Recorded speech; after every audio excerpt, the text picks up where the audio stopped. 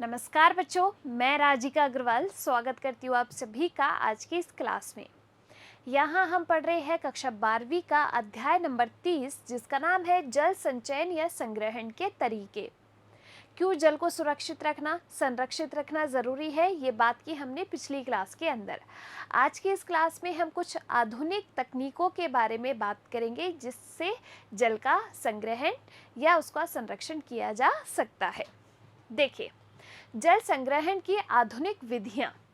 वर्षा जल के संचयन की तकनीकें। वर्षा जल के संचयन की दो मुख्य तकनीक है। कौन कौन सी? भूमि की सतह पर भविष्य में प्रयोग के उद्देश्य से किया गया वर्षा जल का संग्रहण। जो आपके भूमि की सतह है उस पर हम इस वर्षा के जल को संग्रहित करके रख सकते हैं। और दूसरा है भूमिगत जल का पुनर्भरण। जो भूमिगत जल है जिसको पेड़ पौधों के लिए और अन्य गतिविधियों के लिए, कार्यों के लिए काम में ले लिया जाता है, उसका पुनर्भरण करना। इन दो विधियों के द्वारा हम वर्षा जल को संचयित करके रख सकते हैं। वर्षा के पानी को सतह पर ही संग्रहित कर लेना एक पारंपरिक तकनीक है और इसके लिए टैंकों, तालाबों, चेक बांध, बैरों जैसे जल कोषों का प्रयोग किया जाता था। तो आपके जो बांध है, जलाशय है, टैंक है, इन सभी का प्रयोग किया जाता था सतह पर इस वर्षा के जल को संग्रहित करने के लिए। भूमिगत जल का पुनः भरण वर्षा के पानी के संचयन की एक नई संकल्पना है।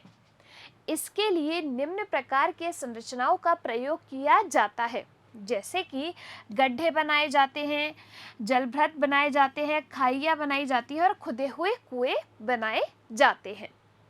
हाथ से संचालित हैंडपंप। यदि जल की उपलब्धता सीमित हो तो मौजूदा हैंडपंपों को उथले गहरे जलभृतों को पुनर्भरित करने के लिए प्रयोग में लाया जा सकता है। पुनः भरण कुएं। तो अधिक गहरे जलकोशों के पुनः भरण के लिए 100 से 300 mm व्यास के पुनः भरण कुओं का निर्माण होता है।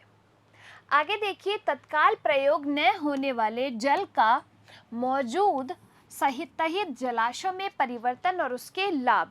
अगर मान लीजिए कोई पानी है उसको हमें अभी के अभी यूज में नहीं लेना, तो तत्काल प्रयोग में नए आने वाले पानी का टैंकों और जलाशयों से मुक्त प्रवाह हो सकता है, जिसको जल संचयन व्यवस्था के रूप में ढाला जा सकता है। इस पानी को निकटतम जलाशयों या टैंकों में परिवर्तित किया जा सकता है, जो कि अतिरिक्त पुनः भरण का निर्माण करता है। तो अगर किसी जल को हमें हैंड टू हैंड काम में नहीं लेना तो उसको इस प्रकार से हम संचयित करके रख सकते हैं। बाढ़ का पानी शीघ्रता से नदियों में समा जाता है, जो वर्षा रुकने के बाद बहुत जल्दी सूख जाती है। यदि इस पानी को संग्रहित करके भूमि को सींचने दिया जाए तो वह भूमिगत आपूर्ति का पुनः भरण कर देगी। क्लियर? आगे देखिए, ऐसा करना न केवल भूमिगत जल की कमी को रोक देता है बल्कि घटती जल तालिका के स्तर को क्या कर देता है? बढ़ा देता है। ठीक है। प्राय वर्षा जल को इमारतों की छतों पर संग्रहित किया जाता है, जहां या तो उसका संग्रहण हो सके या उसका तत्काल प्रयोग हो सके। इस सतह से आप व्यर्थ जाते जल को पौधों, पेड़ों, बागों या जल भ्रंतों तक पहुंचा कर सकते हैं।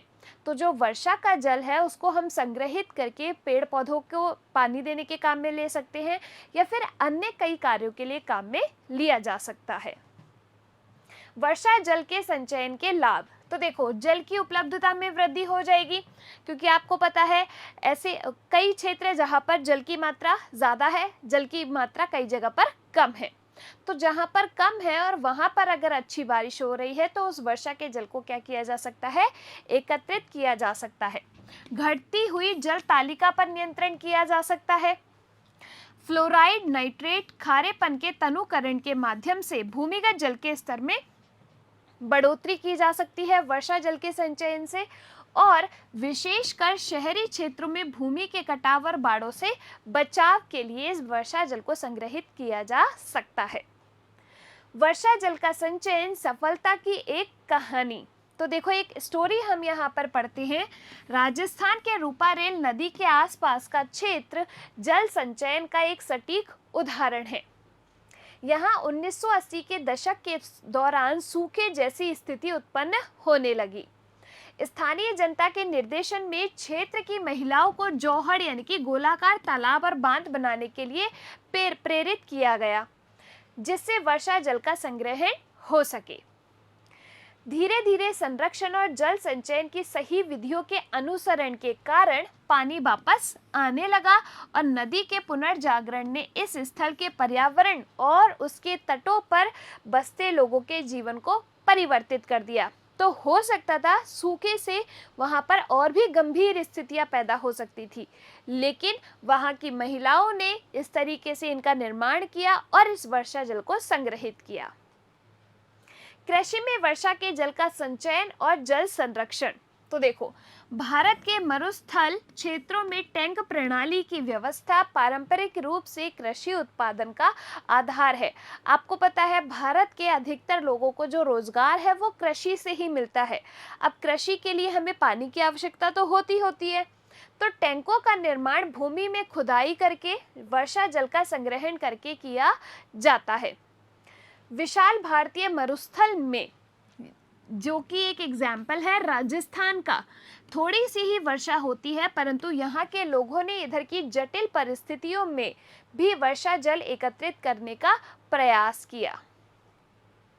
बड़े बड़े जलाशय, बांध एवं अन्य विधियों का प्रयोग जल प्रवाह को रोकने, एकत्रित करने के लिए किया जाता है। मानसून के अंत में इन जलाशयों का पानी पौधों को सींचने के काम में लाया जा सकता है। तो हम पौधों की सिंचाई के लिए इस जल को एकत्रित कर सकते हैं और उसको काम में ले सकते हैं। घरेलू स्तर पर वर्षा जल का संग्रहण कैसे किया जा सकता है? तो देखो, वर्षा जल के संचयन व्यवस्था को इसके 4 मुख्य भागों की ओर ध्यान देकर भी समझा जा सकता है। वर्षा के जल को एकत्रित करना, जो पानी आ रहा है ऊपर से, आप उसको बड़े बड़े, या तो आपके पास टब हो, बाल्टी हो या कोई टैंक हो, तो उसमें आप भर सकते हो, उसका संग्रहण कर सकते हो, उसका वितरण कर सकते हो और व्यवस्था का रखरखाव कर सकते हो। वर्षा जल के संचयन के लाभ क्या होते हैं? तो देखो, अनमोल भूमिगत जल को संरक्षित करता है और अपने महीने भर के पानी के बिल का व्यय कम करता है। अगर आप जो वर्षा का जल है उसको काम में ले लोगे तो पानी का जो व्यय कर रहे हो आप वो बच जाएगा। स्थानीय बाढ़ और सीवेज व्यवस्था इत्यादि से संबंधित समस्याओं को कम करता है। भूमि में नमक पदार्थों की वृद्धि को बढ़ा देता है और इसका प्रभाव पौधों के बेहतर स्वास्थ्य पर दिखता है, यानी कि हमारे कृषि के लिए भी ये अच्छा है। भूमि के प्रयोग और संपत्ति के रखरखाव की आवश्यकताओं को कम करता है और विभिन्न कार्यों के लिए अत्यंत उच्चतम स्तर के पानी को प्रदान करता है। तो वर्षा जल को अगर हम घरेलू स्तर पर भी एकत्रित करें तो वो हमारे बहुत काम आ सकता है। तो हमें इस जल को संरक्षित करना, इसको एकत्रित करना बहुत ज़रूरी है, क्योंकि एक दिन ऐसा आएगा कि ऐसी स्थितियां पैदा हो जाएंगी कि हम एक एक बूंद को तरस जाएंगे। कई क्षेत्रों में ऐसा हो भी चुका है कि वहां पर पानी ही नहीं है, सूखा है। ठीक है, तो हमें जल को संरक्षित करके, संग्रहित करके रखना ज़रूरी है और आवश्यकता पड़ने पर हम उसको काम में ले सकते हैं। क्लियर हुई बात यहाँ पर? अगर आपको बात समझ आई है, आप इस क्लास को लाइक करें। जो भी आपके डाउट्स है कमेंट सेक्शन के अंदर लिखे। हम मिलेंगे अगली क्लास में। तब तक के लिए आप लोग खुश रहिए, स्वस्थ रहिए। धन्यवाद।